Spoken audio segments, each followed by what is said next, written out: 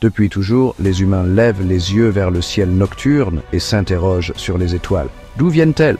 Comment se sont-elles formées? Et pourquoi brillent-elles si intensément dans l'obscurité de la nuit? Ces questions ont fasciné l'humanité depuis des millénaires. De quoi sont-elles faites? Sont-elles composées des mêmes éléments que ceux que nous trouvons sur Terre? Ou sont-elles constituées de matériaux exotiques que nous ne pouvons même pas imaginer? Sommes-nous seuls dans l'univers? Y a-t-il d'autres formes de vie qui regardent les mêmes étoiles que nous, se posant les mêmes questions? Cette curiosité, ce désir d'explorer l'inconnu, nous a poussés à en apprendre davantage sur l'espace. Nous avons construit des observatoires, lancé des télescopes dans l'espace et envoyé des sondes pour explorer les planètes voisines. Pendant des siècles, nous avons étudié les étoiles de loin. Les premières cartes stellaires et les observations des astronomes de la Renaissance ont jeté les bases de notre compréhension moderne de l'univers. Puis, au XXe siècle, quelque chose d'extraordinaire s'est produit. Nous avons commencé à rêver de voyager dans l'espace, de marcher sur la Lune et d'explorer d'autres mondes. Nous avons construit des fusées suffisamment puissantes pour quitter l'atmosphère terrestre. Ces exploits technologiques ont ouvert une nouvelle ère d'exploration spatiale. Le rêve du voyage spatial devenait réalité.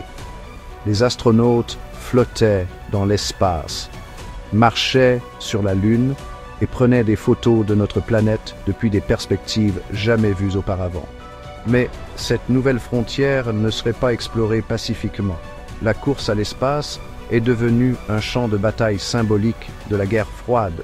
Au lieu de cela, elle est devenue le théâtre d'une compétition entre les deux superpuissances mondiales, les États-Unis et l'Union soviétique. Chaque lancement, chaque mission était une démonstration de puissance et de technologie. Cette compétition est devenue connue sous le nom de course à l'espace. Elle a culminé avec des événements historiques tels que le lancement de Sputnik, le premier satellite artificiel, et l'alunissage d'Apollo 11, marquant le début d'une nouvelle ère pour l'humanité. Après la Seconde Guerre mondiale, les États-Unis et l'Union soviétique sont apparus comme les deux nations les plus puissantes du monde. Leurs idées sur la manière de gouverner un pays étaient très différentes. Cette divergence idéologique a conduit à une période de tension et de méfiance connue sous le nom de guerre froide. Les deux pays voulaient prouver leur supériorité technologique. Quoi de mieux pour y parvenir que de conquérir l'espace? La course à l'espace était lancée.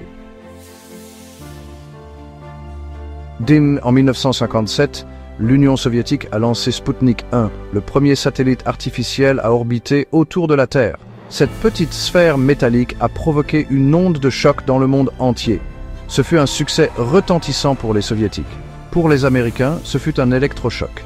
Ils ont réalisé qu'ils étaient à la traîne dans la course à l'espace. Le lancement de Sputnik 1 a marqué le début d'une compétition acharnée pour la domination spatiale.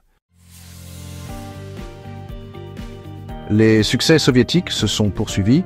En 1961, Youri Gagarin est devenu le premier homme à voyager dans l'espace. Son vaisseau spatial, Vostok 1, a effectué une orbite complète autour de la Terre. Le vol de Gagarin a été une victoire de propagande majeure pour l'Union soviétique. Le monde entier a célébré son courage et son talent. Il est devenu un héros international, prouvant que les humains pouvaient bel et bien voyager au-delà de la Terre. Section 5. L'objectif de l'Amérique, la Lune. Depuis des millénaires, la Lune a fasciné l'humanité, inspirant des mythes, des légendes et des rêves de voyage spatial. Mais ce n'est qu'au XXe siècle que ces rêves ont commencé à devenir réalité. Déterminés à rattraper leur retard, les États-Unis se sont fixés un objectif ambitieux: faire atterrir un homme sur la Lune avant la fin de la décennie. La course à l'espace était en cours, et l'Amérique ne voulait pas être laissée pour compte. Les astronautes ont subi un entraînement rigoureux, et les ingénieurs ont travaillé sans relâche pour concevoir des fusées capables de surmonter les défis de l'espace. Le président John F. Kennedy a mobilisé la nation, déclarant « Nous choisissons d'aller sur la Lune au cours de cette décennie et de faire les autres choses non pas parce qu'elles sont faciles, mais parce qu'elles sont difficiles. Ce discours emblématique a galvanisé le public et a donné un nouvel élan au programme spatial américain. Kennedy savait que ce défi nécessiterait des ressources énormes et une détermination sans faille. Ce défi a conduit à la création de la NASA et du programme Apollo, une entreprise colossale qui repousserait les limites de la science et de l'ingénierie.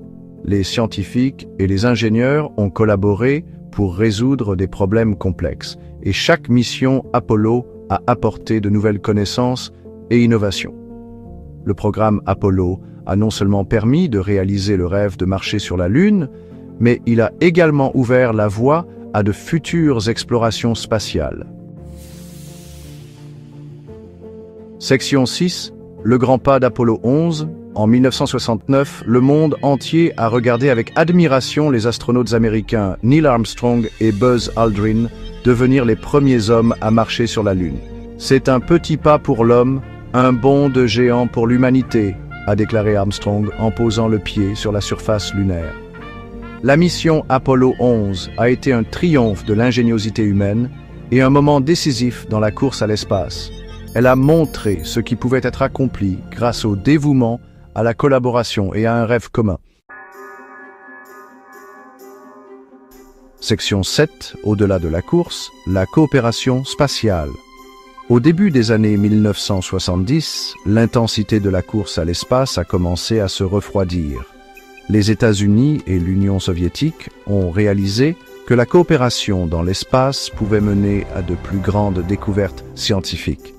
Ce nouvel esprit de collaboration a conduit à des missions conjointes, telles que le projet Apollo-Soyouz en 1975, au cours duquel des vaisseaux spatiaux américains et soviétiques se sont amarrés en orbite.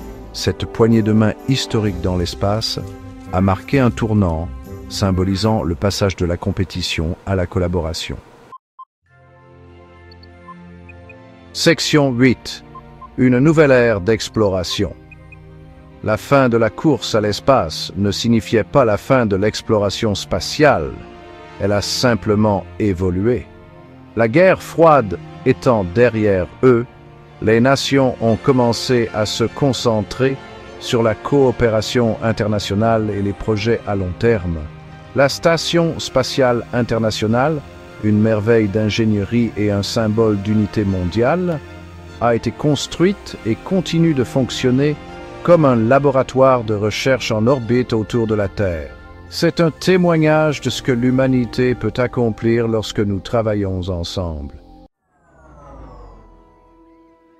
Section 9. Notre avenir parmi les étoiles. L'humanité a toujours regardé vers le ciel avec émerveillement et curiosité. Depuis les premiers jours de l'astronomie, nous avons rêvé de voyager au-delà de notre planète bleue. La course à l'espace est peut-être terminée, mais notre voyage dans le cosmos ne fait que commencer. Les premiers pas sur la Lune ont ouvert la voie à une nouvelle ère d'exploration. Aujourd'hui, nous sommes à l'aube d'une nouvelle révolution spatiale. Aujourd'hui, des entreprises privées se joignent aux agences gouvernementales dans la quête de l'exploration spatiale. SpaceX, Blue Origin et d'autres innovateurs repoussent les limites de ce qui est possible. Ils développent des technologies avancées pour rendre les voyages spatiaux plus accessibles et plus fréquents.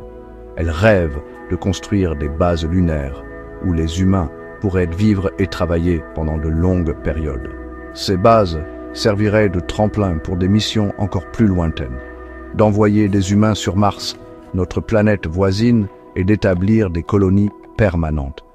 Mars, avec ses mystères et ses défis, représente la prochaine grande frontière pour l'humanité et de percer les secrets de l'univers. Les télescopes spatiaux comme Hubble et les futures missions vers des exoplanètes nous aideront à comprendre notre place dans le cosmos.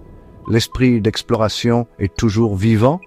Les astronautes s'entraînent sans relâche, les scientifiques planifient de nouvelles missions et les rêveurs continuent de regarder les étoiles avec espoir. C'est un rappel que nous ne sommes pas limités par les frontières de notre planète. La Terre est notre berceau, mais elle n'est pas notre seule maison. Nous avons la capacité de nous étendre au-delà et de découvrir de nouveaux mondes. Alors que nous continuons à tendre vers les étoiles, nous devons nous rappeler de protéger notre planète d'origine. Chaque lancement, chaque mission est un pas de plus vers un avenir où l'humanité est une espèce interplanétaire. Nous portons en nous les leçons tirées de la course à l'espace, le pouvoir de l'ambition, l'importance de la collaboration. Les rivalités du passé ont laissé place à une coopération internationale sans précédent et le potentiel illimité de l'esprit humain. Ensemble, nous pouvons surmonter les défis et atteindre des sommets que nous n'avons jamais imaginés. L'avenir parmi les étoiles est brillant et plein de promesses.